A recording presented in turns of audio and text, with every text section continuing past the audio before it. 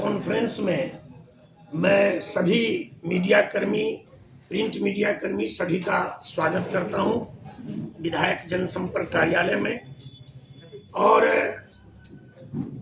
विधानसभा का जो अल्पकालीन सत्र 25 से 29 नवंबर तक चला, उस सत्र में पूर्णिया के विकास एवं जनता की सुविधा संबंधी विषय पर शून्यकाल, निवेदन, याचिका, ध्यानाकर्षण, अनुसूचित जात,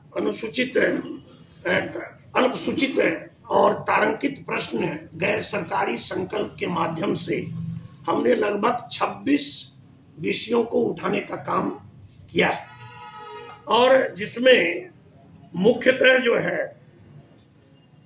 आपको जो पूर्णिया की जरूरत है, खिलाड़ियों को प्रोत्साहित करना है, खिलाड़ियों को उत्साहित करना है, उसके लिए पूर्णिया के रंगभूमि मैदान में अंतर्राष्ट्रीय क्रिकेट स्टेडियम और खेल एकेडमी का निर्माण हो, इसके लिए खेल मंत्री से मिलकर के मैंने प्रयास किया है। इस तरह की राजगीर और पटना के तर्ज पर पूर्णिया में भी इसका निर्माण हो।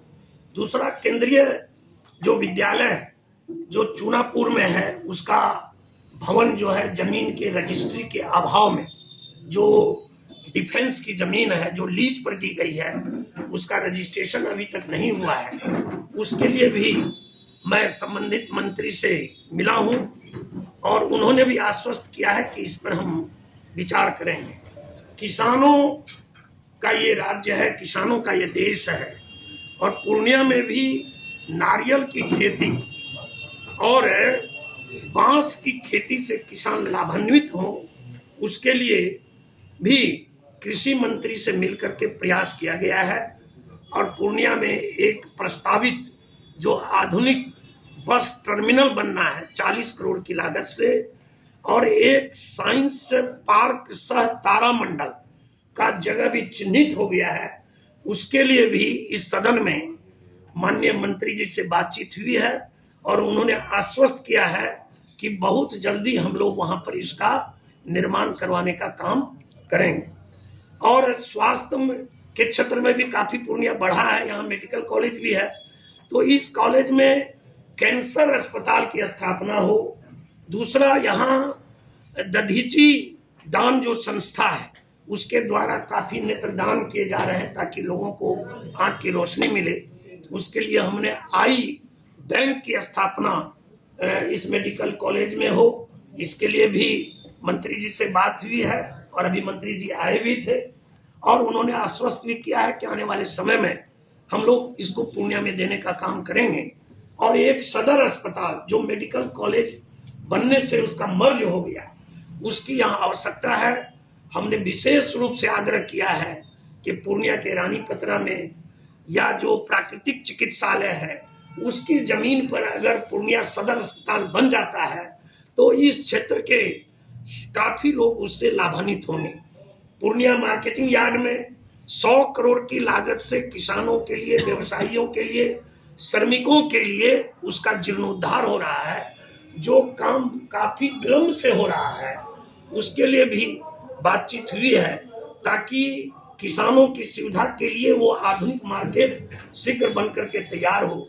और पूर्णिया का जगन्नाथ मंदिर, पूर्णिया का गुरुद्वारा जो सिटी में अवस्थित है, बहुत प्राचीन है, उसके सौंदर्यकरण के लिए और विभाग से जिला पदाधिकारी को चिट्ठी आ चुकी है ताकि उसकी वस्तु स्थिति और सारी समीक्षा करके प्रांत को भेजा जाए ताकि वहां पर जल्दी से जल्दी बन सके। दूसरा, मैं देश के यशस्वी प्रधानमंत्री नरेंद्र भाई मोदी को और बिहार के विकास पुरुष आदरणीय नीतीश कुमार जी को धन्यवाद दूंगा, जिन्होंने पूर्णिया के एयरपोर्ट के लिए टर्मिनल बिल्डिंग के निर्माण के लिए 45 करोड़ रुपए की स्वीकृति प्रदान कर दी है ताकि वहां का टर्मिनल जो है वो शीघ्र बन सके। और बिहार सरकार ने कनेक्टिविटी के लिए जो एयरपोर्ट से लेकर के चूनापुर मुख्य सड़क तक जो उसकी कनेक्टिविटी बनेगी, उसके लिए 14.86 करोड़ रुपया बिहार सरकार ने भी PWD को दे दिया है, आवंटित कर दिया है। इसके लिए मैं देश के प्रधानमंत्री और बिहार के यशस्वी मुख्यमंत्री को पूर्णिया की जनता की ओर से उनका आभार व्यक्त करते हुए बहुत बहुत उनको धन्यवाद दूंगा। उद्योग विभाग द्वारा टेक्नोलॉजी एक्सटेंशन सेंटर, जो कि युवाओं को और उद्यमी को उत्साहित करेगा, जिसमें प्रशिक्षण प्राप्त होगा, ऐसा एक्सटेंशन सेंटर जो बिहार में 5 स्वीकृत हुआ है, केंद्र की एनडीए की सरकार द्वारा पूर्णिया को भी ये प्राप्त हुआ है, उसकी भी स्वीकृति हो गई है।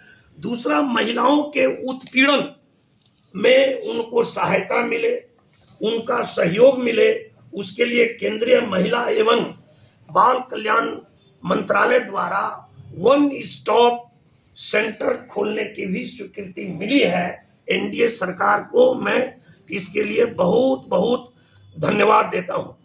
और दूसरा कि एनडीए की सरकार में पूर्णिया सहित बिहार का तीव्र विकास हो रहा है। 2015 से पूर्णिया विकास की ओर तीव्रता से बढ़ रहा है। आने वाले समय में पूर्णिया से हवाई सेवा यात्रा भी शीघ्र शुरू होगी। वंदे भारत का परिचालन भी पूर्णिया से होगा और शहर को जल एवं जाम से मुक्ति के लिए हमने प्रयास किया है। स्टॉर्म ड्रेनेज वाटर सिस्टम, जिसका कि 87 करोड़ रुपया स्वीकृत है, लेकिन 400 करोड़ से ज्यादा उसमें राशि लगनी है। वो पूर्णिया को जल्द से जल्द मिले। पूर्णिया में जाम मुक्त के लिए 5 फ्लाईओवर, जो हमारे रेलवे क्रॉसिंग है, जिसमें एक बेलोरी का शिलान्यास भी हुआ है, और जो बचे हुए हैं उस पर आरओबी का निर्माण हो। और भी काफी विषयों को हमने उठाने का काम किया है, जिसमें 32 जो अनकनेक्टेड सड़क है, जो जीर्ण शीर्ण सड़क है, शहर की 124 शहरी समग्र विकास योजना के अंतर्गत सड़क है, उसकी भी हमने अनुशंसा की है। इन सारे कारण जो विषय हैं, इनके सब के परिणाम आगे सामने में सकारात्मक रूप से देखने को मिलेंगे। और एक मुझे बताते हुए बहुत हर्ष हो रहा है कि भाजपा के निष्ठावान और समर्पित कार्यकर्ताओं के परिश्रम से आज भारतीय जनता पार्टी पुनः देश दुनिया की सबसे बड़ी पार्टी बन गई है। इसके लिए मैं पूर्णिया सहित बिहार और देश के भारतीय जनता पार्टी के कार्यकर्ता का आभार व्यक्त करता हूं। और बिहार विधानसभा के उपचुनाव में 4 सीटों पर एनडीए का परचम लहराया और महाराष्ट्र में एनडीए की प्रचंड बहुमत से जीत हुई। ये साबित करता है कि मोदी है तो मुमकिन है, और मोदी की गारंटी पर देश की जनता ने, बिहार की जनता ने और इस 4 उपचुनाव की जनता ने मोहर लगाने का काम किया है। यशस्वी प्रधानमंत्री नरेंद्र मोदी जी के नेतृत्व में 2025 के विधानसभा चुनाव में 2025 के चुनाव में 225 की संख्या के साथ प्रचंड बहुमत से एनडीए की सरकार बिहार में बनेगी।